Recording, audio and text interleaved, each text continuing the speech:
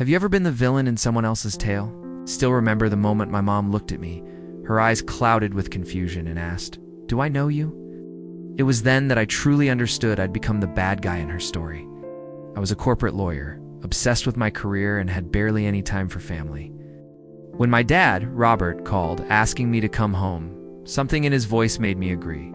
The second I stepped through the front door, I knew something was terribly wrong. Elizabeth, my mom, walked in from the kitchen and stared at me like a stranger. "Robert, who's this man in our house?" she asked him, and he burst into tears. Later that night, Robert told me everything.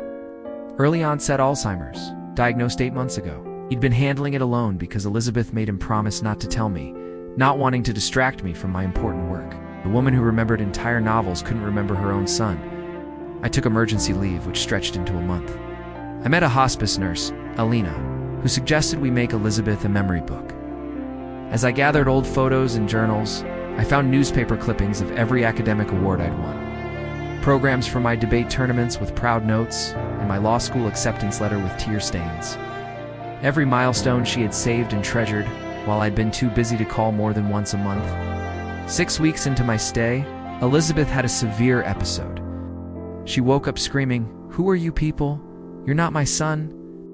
I collapsed to the floor sobbing, telling her I was sorry for being absent, for choosing work over family, for not being there when she was diagnosed, for all the birthdays and anniversaries I'd missed. The next morning, she called me sweetie instead of by my name, but she knew I belonged there. I didn't go back to work, taking indefinite family leave. I spent the good days recording Elizabeth's stories, her childhood, how she met Robert, the day I was born. Every captured story felt like a victory against the disease. 6 months after arriving home, Elizabeth had a startlingly clear day. We were on the porch when she looked at me and said, "I remember when you apologized to me. That night when I was confused and scared, I remember you crying. I remember what you said." She took my hand. "I forgive you, sweetheart, but please don't waste more of your life at that job. No career is worth missing the people you love." 2 weeks later, I accepted an offer at a smaller firm closer to home, with worse pay, but a better work-life balance. I found an apartment 20 minutes away.